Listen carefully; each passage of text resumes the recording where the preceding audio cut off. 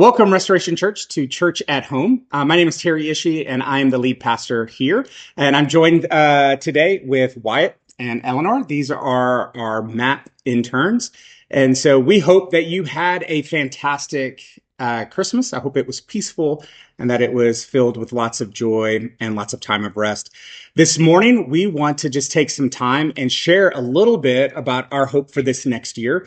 Part of our dream for restoration is we've been engaging in a conversation around what does it look like for those who call restoration home to be engaged in a discipling relationship. And so disciple maker is a big part of our identity. We believe we are the image bearers of God, but we are also the sent ones of Jesus. And what we have for you this morning is a little bit of a word out of the book of Matthew around 4 simple roles or identities that we really long for everyone at Restoration to embody. And so we are going to start in Matthew. So if you have your Bible, you can open that. But Eleanor is going to read Matthew chapter 9 for us. And then, go for it. Awesome. Starts with, Jesus went through all the towns and villages, teaching in their synagogues, proclaiming the good news of the kingdom, and healing every disease and sickness. When he saw the crowds, he had compassion on them, because they were harassed and helpless, like sheep without a shepherd. Then he said to his disciples, "The harvest is plentiful, but the workers are few. Ask the Lord of the harvest, therefore, to send out workers into his harvest field." Jesus called his 12 disciples to him and gave them authority to drive out impure spirits and to heal every disease and sickness. These are the names of the 12 apostles. First, Simon, who is called Peter, and his brother Andrew, James, son of Zebedee, and his brother John, Philip and Bartholomew, Thomas and Matthew the tax collector, James, son of Alphaeus and Thaddeus, Simon the zealot, and Judas Iscariot, who betrayed him. These 12 Jesus sent out with the following instructions. Do not go among the Gentiles or enter any town of the Samaritans. Go rather to the lost sheep of Israel. As you go, proclaim this message. The kingdom of heaven has come near. Heal the sick, raise the dead, cleanse those who have leprosy, drive out demons. Freely you have received, freely give. Beautiful. Thank you, Eleanor. So as we look at this passage, one of the things that we want to pull out that if you really look at it, I think Jesus in his message he's really pointing to 4 identities that I think we can easily kind of see for ourselves. And so I'll give those to you really, really quickly. First, I think Jesus is calling us to be followers. I think he wants us to follow him and follow him well. I think Jesus also calls us to be friends. We are to be friends with one another. God also calls us, and this is kind of the weird one, and so I'm kind of curious how you guys feel about this, is this idea of healer. I think sometimes it feels weird when we call each other healer, like, oh, you're a healer. But really, that's the work, right? We're to proclaim the kingdom and heal every disease and sickness. And so part of our identity is to be healer. Mm-hmm. And then the last one is missionary, that we are to be the sent ones of Jesus. And so let me share a little bit about these throughout chapter 9 and chapter 10. So first is follower. I think really what Jesus is getting here is stay close to him. He wants us to stay close to him. And so a follower lives their life centered on the one they are following. So for us, a life for us is lived centered on Jesus, and we enjoy intimacy or closeness with him.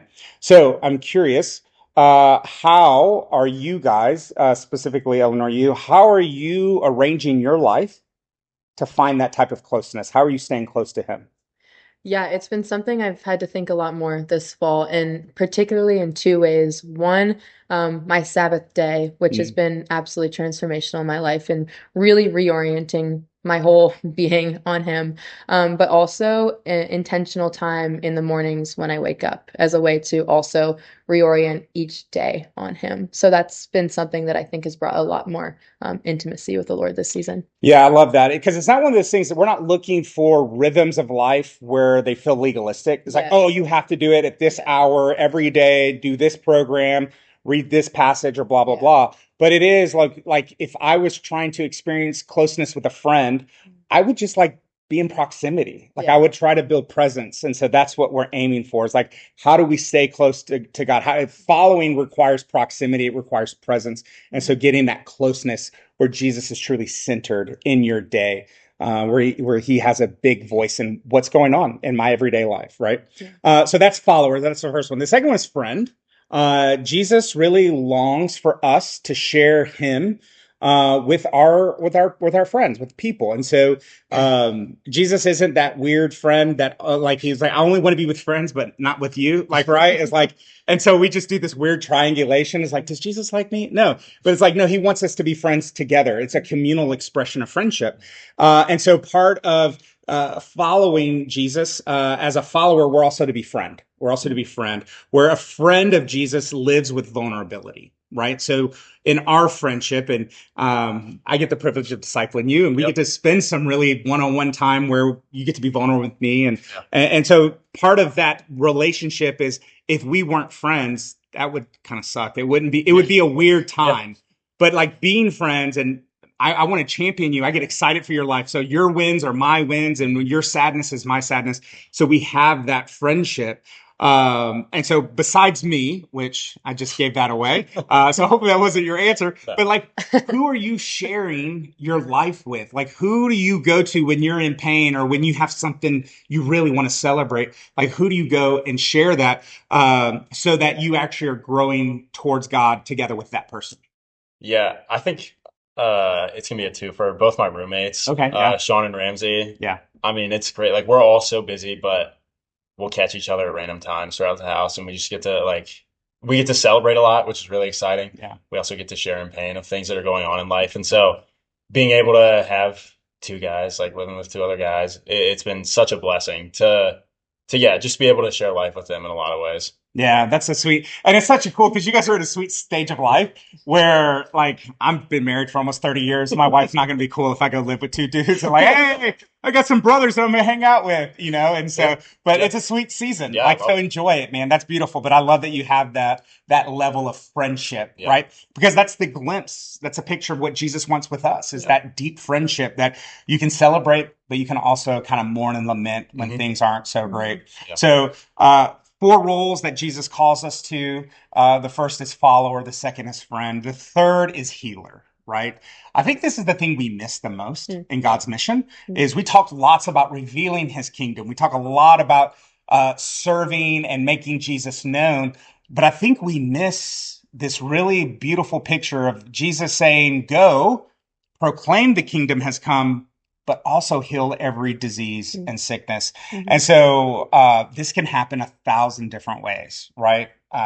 Bethany's going into the med, Hartley's going into the med. We got lots of people. We have lots of medical professionals here at Restoration who are engaged in the work. Really, I consider it ministry, of healing. Yeah. But everybody has the ability to heal.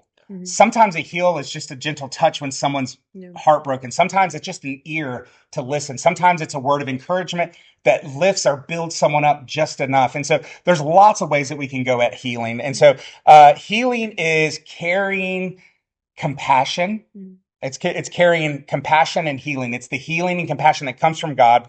It's taking it into broken places. So when we live as healers, we are intentionally saying, I'm going to live my life looking for opportunities to, when I see something broken, try to heal it.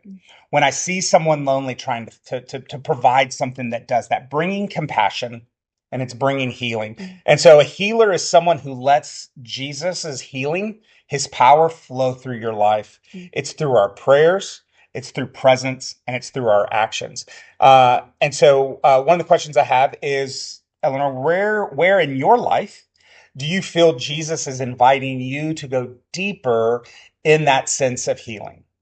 Yeah, I love that you said that idea of prayers, actions, and presence because those are the three things that I was thinking of. I think first of all is being bold in praying with my friends and the people alongside of me because sometimes in the past it's like almost intimidating. Like, am I saying the right thing? Is this awkward? But being bold in that is something the Lord's been pushing me in. And then also actions and presence, I think, are the other two that I was thinking. One, listening has a lot of power.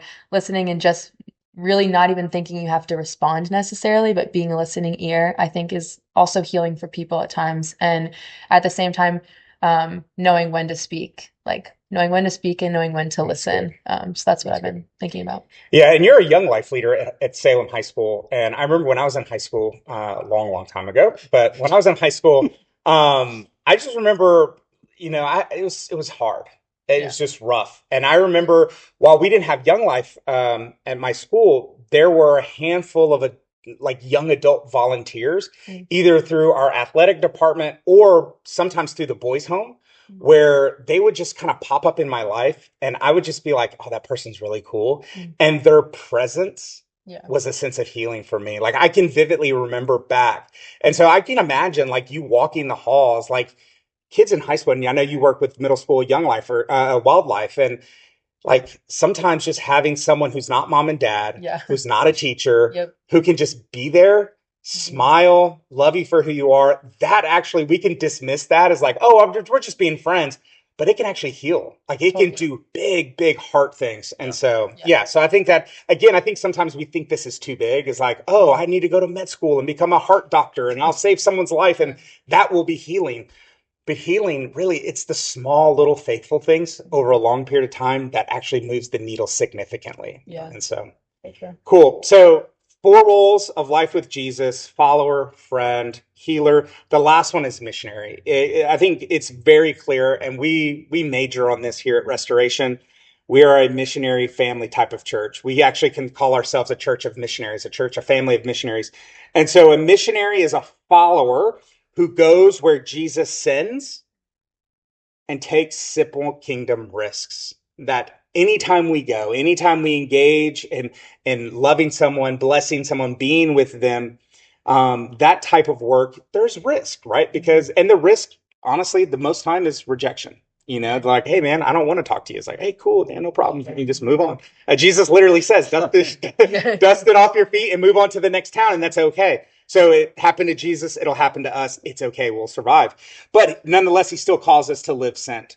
What he doesn't want us to do is live stuck. Mm. And sometimes I think we allow ourselves to get stuck because we're so either overwhelmed by the idea or we think it's too big. It's like, I can never do this. I can never do this. But in reality, living sent is just the next step of obedience. What is God calling you to do? As you identify someone that is not yet a follower of Jesus, sometimes it's just simply being with them and blessing them. And a blessing could be a cool cup of water. It could be picking up someone's lunch. It can be doing them a favor. It could be all sorts of things. All these things count. And I think we dismiss it and we just discount ourselves. And so as you think about your life, Wyatt, and where you're at, what are you sensing as a sent one of Jesus, as a missionary? What's your next step of obedience where God wants you to take a kingdom risk?